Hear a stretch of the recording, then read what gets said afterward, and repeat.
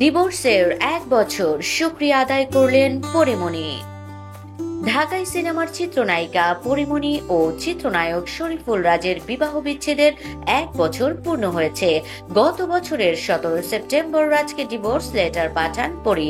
এরপরই আলাদা হয়ে যায় দুজনার গন্তব্য।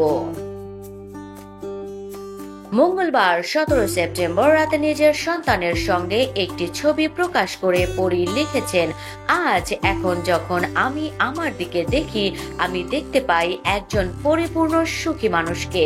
এই জীবনে কষ্ট থাকুক, সেটা কেবল বড় হওয়ার কষ্ট।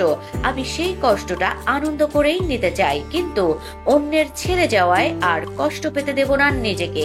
এই তো কেমন হাসতে খেলতে ওদের নিয়ে জীবন উদযাপন করছি।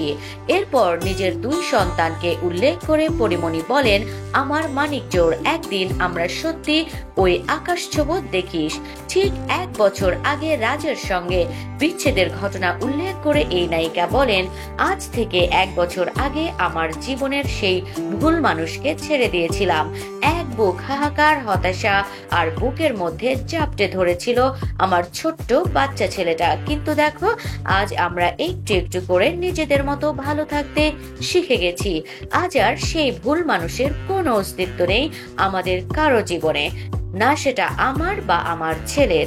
এরপর বিবাহ বিচ্ছেদের জন্য শুকরিয়া আদায় করে ও নিজের শুভেচ্ছা জানিয়ে পরী বলেন, শুকরিয়া, আমরা ভালো আছি, হ্যাপি ডিভোর্স অ্যানিভার্সারি। পরে প্রসঙ্গত মাসখানেক আগেই একটি কন্যা সন্তানের দত্তক নিয়েছেন পরীমনি। বর্তমানে নিজের 2 সন্তানকে নিয়ে বেশ সুখেই আছেন তিনি।